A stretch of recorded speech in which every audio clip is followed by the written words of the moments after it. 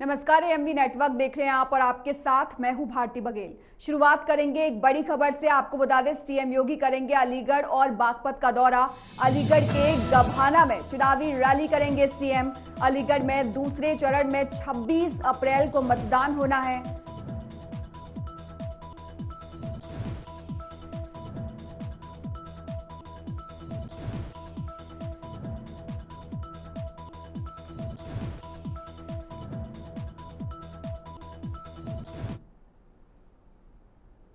तो deputy CM Brajesh Pathak का आज बाराबंकी दौरा। इस वक्त की बड़ी खबर आपको बता रहे हैं, आज बाराबंकी के प्रवास पर रहेंगे ब्रजेश पाठक। लोकसभा वॉलंटियर सम्मेलन को संबोधित करेंगे। इस वक्त की बड़ी खबर लगातार आपको बता रहे हैं ब्रजेश पाठक से जुड़ी हुई। आपको बता दें कि आज बाराबंकी के दौरे पर ब्रजेश पाठक रहने वाले हैं। डिप्टी सीएम ब्रजेश पाठक का आज बाराबंकी दौरा है। इस वक्त की बड़ी खबर आपको बता रहे हैं, आज बाराबंकी के प्रवास पर।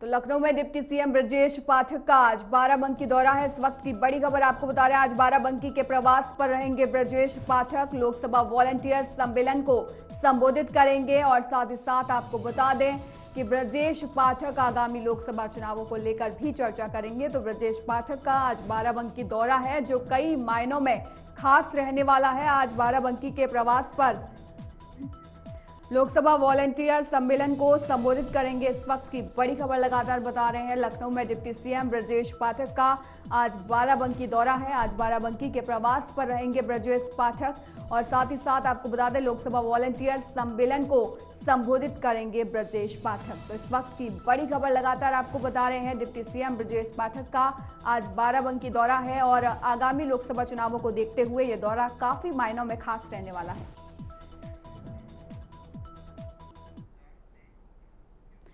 लखनऊ में यूपी के मदरसों को लेकर आज होगी सुनवाई। इस वक्त की बड़ी खबर आपको बता रहे हैं, हाईकोर्ट के आदेश के खिलाफ सुप्रीम कोर्ट में सुनवाई होनी है। मदरसा संगठनों ने सुप्रीम कोर्ट में दाखिल की एसएलपी। मदरसा शिक्षा अधिनियम को हाईकोर्ट ने दिया असंवैधानिक करार। मदरसा संगठन जता रहे सुप्रीम कोर्ट से राहत की उम्मीद। इस वक्त की बड़ी खबर लगातार बता रहे हैं आपको, मदरसा शिक्षा अधिनियम को हाईकोर्ट से उम्मीद है। मदरसा संगठन सुप्रीम कोर्ट से राहत की उम्मीद जता रहे हैं। इस वक्त की बड़ी खबर आपको बता रहे हैं, लखनऊ में यूपी के मदरसों को लेकर आज सुनवाई होनी है और आपको बता दें हाईकोर्ट के आदेश के खिलाफ सुप्रीम कोर्ट में यह सुनवाई होगी और मदरसा संगठनों ने सुप्रीम कोर्ट में एसएलपी दाखिल कर दी है। मदरसा शिक्षा अधिनियम को हाईकोर्ट ने असंवैधानिक करार दिया है।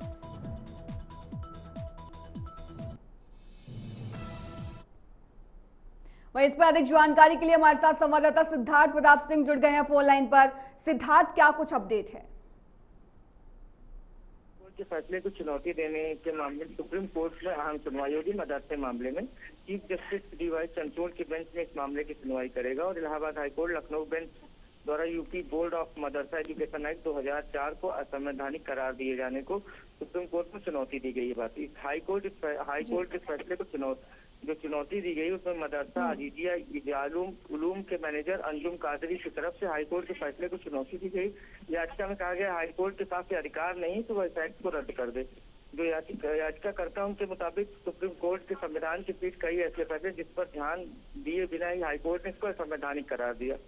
अब देखना यह है कि फैसले का इंतजार है, जिस तरीके से सुप्रीम कोर्ट से राहत मिलती है कि नहीं मिलती, ये तो आने वाला वक्त ही बताएगा। और याचिकाकर्ता ने जिस तरीके से कहा है कि हाईकोर्ट के फैसले तुरंत रोक लगाने की मांग की। हाईकोर्ट फैसले के मदद से पढ़ रहे छात्रों के जो भविष्य है उसका अंधकार में हो जाएगा।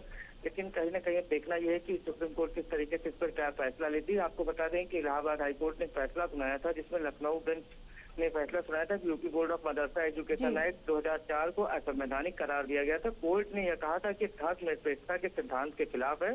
कोर्ट ने यूपी सरकार को यह निर्देश दिया था कि मदरसे पढ़ने वाले छात्रों को बुनियादी शिक्षा व्यवस्था समायोजित किया जाए और मदरसों की जांच यूपी सरकार ने अक्टूबर 2023 में एसआईटी का भी गठन किया था।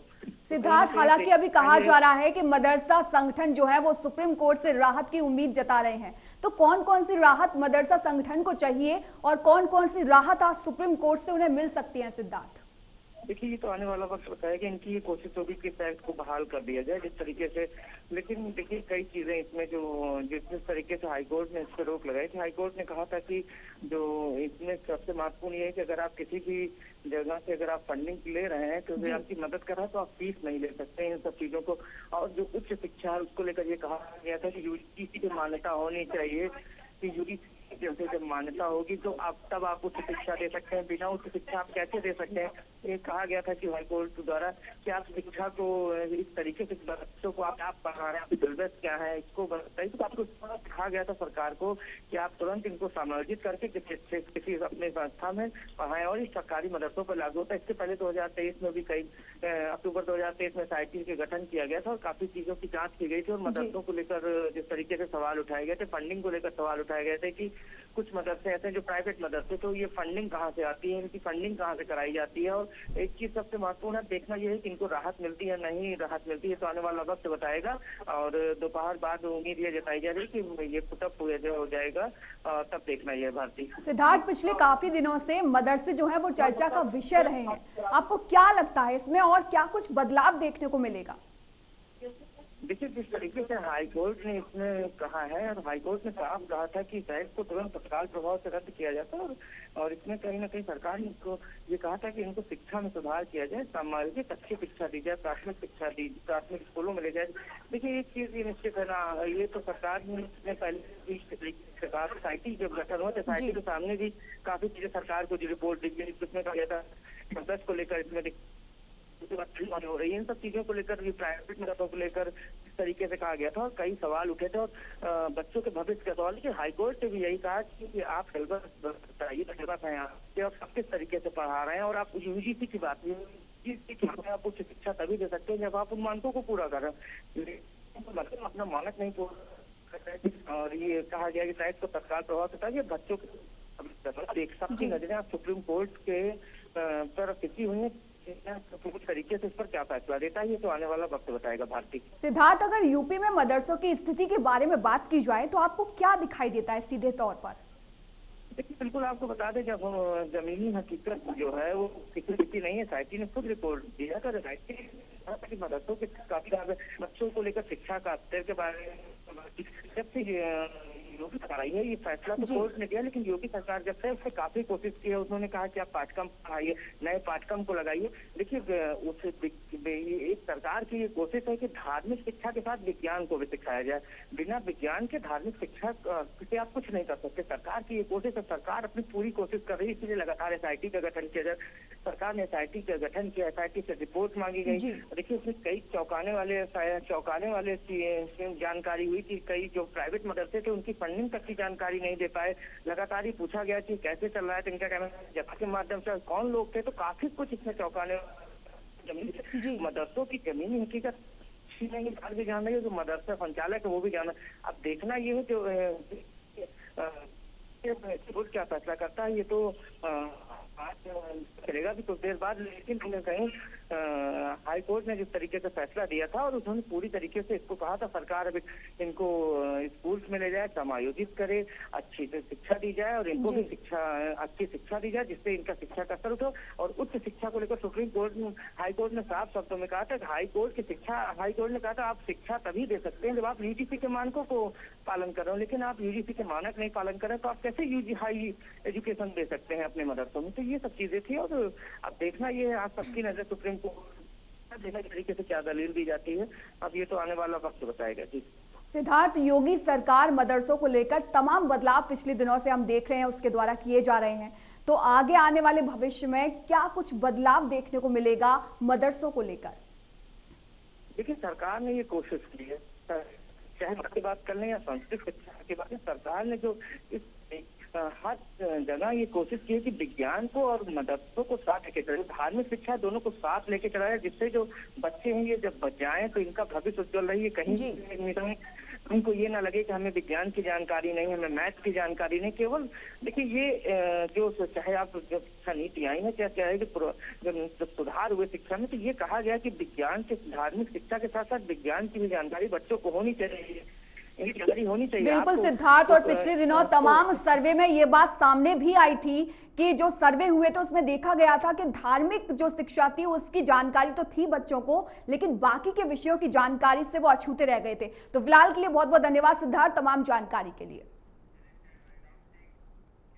एक और बड़ी खबर आपको बता दें, लखनऊ में यूपी अध्यक्ष भूपेंद्र चौधरी का मुजफ्फरनगर दौरा है। आज मीरापुर में बूथ अध्यक्ष सम्मेलन को करेंगे संबोधित। दोपहर 1:45 पर खतौली में बूथ अध्यक्ष सम्मेलन होगा। शाम 4:30 बजे ग्राम सोरम और मुजफ्फरनगर में जनसंवाद भी उनके द्वारा किया जाएगा। तो इस वक्त की बड़ी खबर लगातार आपको बता रहे हैं, शाम 4:30 बजे सोरम और मुजफ्फरनगर में जनसंवाद किया जाएगा। इस वक्त की बड़ी खबर लगातार आपको बता रहे हैं, लखनऊ से यूपी अध्यक्ष भूपेंद्र चौधरी जो है वो आज मीरापुर में बूथ अध्यक्ष सम्मेलन को संबोधित करेंगे। दोपहर 1:45 पर खतौली में बूथ अध्यक्ष सम्मेलन होगा और 4:30 पर ग्राम सोरम मुजफ्फरनगर में जनसंवाद किया जाएगा। तो यूपी से जुड़ी हुई एक बड़ी खबर आपको बता रहे हैं कि अध्यक्ष जो यूपी के हैं भूपेंद्र चौधरी, आज वो मुजफ्फरनगर दौरे पर रहेंगे और आगामी लोकसभा चुनावों को लेकर क्या कुछ रणनीति तैयार की जाए और किस तरीके से बीजेपी के द्वारा तय किया गया 400 पार का टारगेट पूरा किया जाए, उस पर भी चर्चा की जाएगी। एक और बड़ी खबर आपको बता दें, लखनऊ में डिप्टी सीएम केशव मौर्य का आज कार्यक्रम होगा। अलीगढ़, अमरोहा और मुरादाबाद में वो प्रवास करेंगे। सुबह 11:30 पर कोल विधानसभा के बूथ सम्मेलन में वो हिस्सा लेंगे। 1:30 पर वो जोया अमरोहा में बूथ अध्यक्ष सम्मेलन में शामिल होंगे और 3:30 पर राही होटल मुरादाबाद में बूथ अध्यक्ष सम्मेलन में हिस्सा लेंगे। इस वक्त की बड़ी खबर लगातार आपको बता रहे हैं। देखिए किस तरीके से जो बीजेपी है वो अलर्ट मोड में दिखाई दे रही है और जो डिप्टी सीएम है केशव प्रसाद मौर्य, उनका आज कार्यक्रम है अलीगढ़, अमरोहा और मुरादाबाद में वो दौरा करेंगे। सुबह 11:30 पर कोल विधानसभा के बूथ सम्मेलन में वो हिस्सा लेंगे। 1:30 पर जोया अमरोहा में बूथ अध्यक्ष सम्मेलन में हिस्सा लेंगे और 3:30 पर राही होटल मुरादाबाद में बूथ अध्यक्ष सम्मेलन में हिस्सा लेते हुए आपको केशव प्रसाद मौर्य दिखाई देंगे।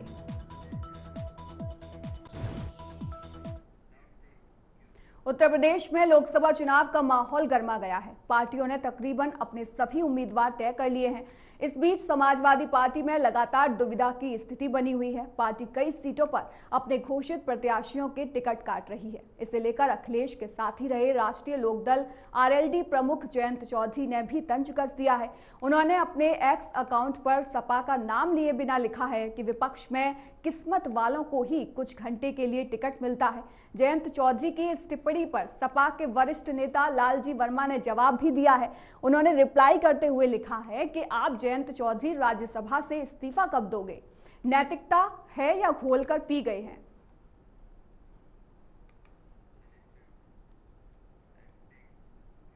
जौनपुर के शाहगंज लोकसभा के मद्देनजर एक प्राथमिक विद्यालय में आचार संहिता के उल्लंघन का मामला सामने आया है, जिसका वीडियो सोशल मीडिया पर वायरल हो रहा है।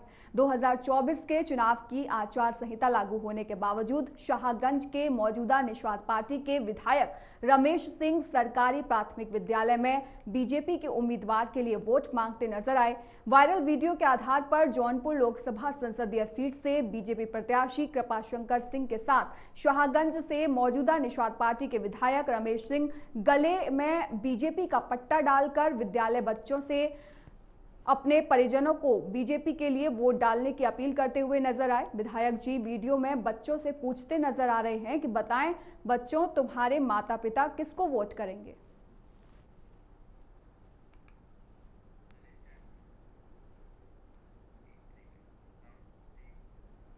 देवरिया के तरकुलवा थाना क्षेत्र के सिसवा गांव में खलिहन और सरकारी भूमि पर दबंग भूमाफियाओं का कब्जा है। ग्राम प्रधान और लेखपाल के सहयोग से वर्षों से 18 बीघा सरकारी और खलिहान की भूमि पर कब्जा किया है, जो कि सरकार की अरबों की संपत्ति है। इसकी शिकायत ग्रामीण उदयभान यादव ने एसडीएम से की है। मौके पर जांच में सरकारी भूमि पर कब्जा पाया गया। न्यायालय में याचिका दाखिल करनी पड़ी, जिसके बाद न्यायालय ने भी सरकारी भूमि पर बेदखल बेदखली का आदेश जारी कर दिया है। ये देखकर ग्राम प्रधान ने अपने दर्जनों सहयोगी और कब्जा धारकों के साथ शिकायतकर्ता के घर पर हमला बोल दिया, जिसकी सूचना पीड़ित ने फोन करके पुलिस को दी। यूपी पुलिस ने तत्काल मौके पर पहुंचकर मामले को शांत कराया और पीड़ित को लोगों से मुक्त कराया। तो सरकारी जमीन पर भूमाफियाओं का कब्जा था और इसकी शिकायत जब पीड़ित ने की तो प्रधान को गुस्सा आया और प्रधान अपने तमाम सहयोगियों के साथ शिकायतकर्ता के घर जा धमका और उसे धमकी देने लगा। लेकिन तभी शिकायतकर्ता ने पुलिस को जानकारी दी और पुलिस मौके पर पहुंची और पूरे मामले को रफा दफा किया। तो यूपी के देवरिया की ये खबर आपको बता रहे हैं। कुछ हमारे गांव के दबंग एवं मनबड़ किस्म के व्यक्तियों द्वारा खलिहान के ऊपर और प्राइमरी विद्यालय पर की जमीन पर अवैध अतिक्रमण किया गया था, जिसकी सूचना हमने 6 महीना पहले एसडीएम देवरिया को दिया था, जिसमें कार्रवाई हो रही थी और बेदखली का आर्डर भी हो गया, जिसके चलते ग्राम प्रधान पति रामधारी यादव द्वारा मुझे जान से मारने की धमकी दी जा रही है और हमारे घर पे जाके गाली गलौज भी किया जा रहा है। इसकी सूचना आज से 3 महीना पहले मैंने एसपी कार्यालय को भी लिखा था कि मेरी जान माल की खतरा है, तो क्या मालूम क्या उसमें रिपोर्ट लगाया गया। एसडीएम देवरिया को मैंने चारागाह की जमीन पर कब्जा भूमाफियों द्वारा किया गया है, जिसके सूचना मैंने दिया था। 11 तारीख को डेट भी मिला है कि 11 तारीख को चारागाह की खाली कराया जाएगा। उसके पहले आप सामने देख ही रहे हैं कि प्रधान कितना चैलेंज देके कह रहा है कि किसकी औकात है कि चारागाह की भूमि को खाली करवा देगा। तो हम तो डीएम साहब और एसपी साहब और एसडीएम साहब से यही विनती करेंगे कि आप लोग कृपा करके अतिक्रमण मुक्त कराएं। बांके बिहारी मंदिर में भीड़ की वजह से श्रद्धालु की तबीयत बिगड़ने से मौत हो गई। फिलहाल मृतक की पहचान नहीं हो पाई। पुलिस ने श्रद्धालु के शव को कब्जे में लेकर पोस्टमार्टम के लिए भेज दिया है, साथ ही उसके शिनाख्त से जुटी है। और आपको बता दें कि बांके बिहारी मंदिर में गुरुवार सुबह करीब 10:30 पर एक अज्ञात श्रद्धालु की अचानक तबीयत बिगड़ गई। मंदिर के सुरक्षा गार्ड और पुलिस उसे लेकर जिला संयुक्त चिकित्सालय पहुंचे और जिला संयुक्त चिकित्सालय में इमरजेंसी में तैनात डॉक्टर तन्वी दुआ ने जानकारी दी और बताया कि सुबह करीब 10:30 बजे बांके बिहारी मंदिर से पुलिस एक व्यक्ति को लाई, जिसको उपचार के दौरान मृत पाया गया।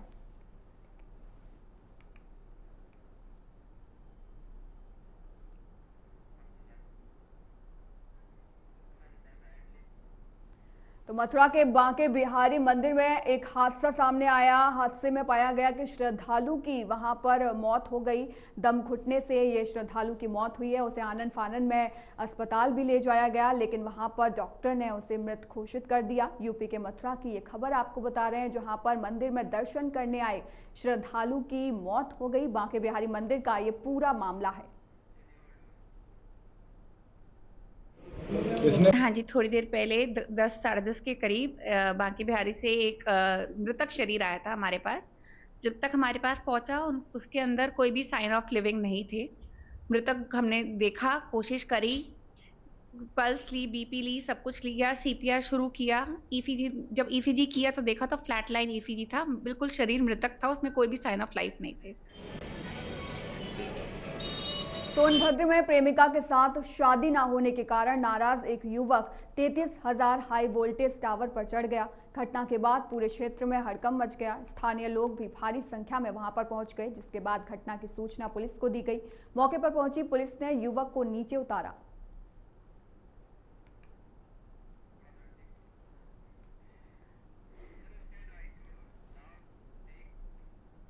श्रावस्ती में बीती रात अज्ञात कारणों से एक गांव में भीषण आग लग गई, जिसके बाद देखते ही देखते आधा दर्जन से अधिक फूस के मकान जलकर राख हो गए।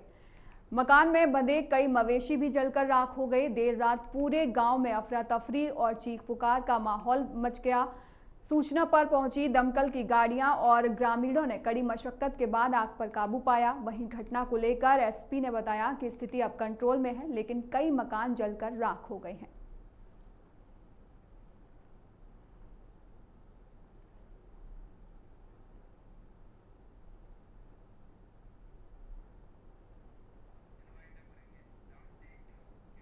फिलहाल इस बुलेटिन में इतना ही। देश और दुनिया की तमाम खबरों के लिए आप देखते रहिए AMV नेटवर्क।